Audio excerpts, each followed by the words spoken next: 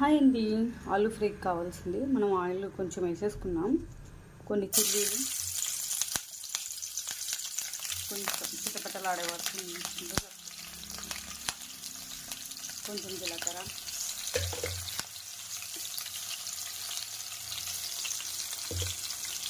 కొన్ని ఆవాలు, కొంచెం పసుపు కూడా వేసేసుకున్నామండి. కొంచెం సాల్ట్, కొంచెం కారం అండి.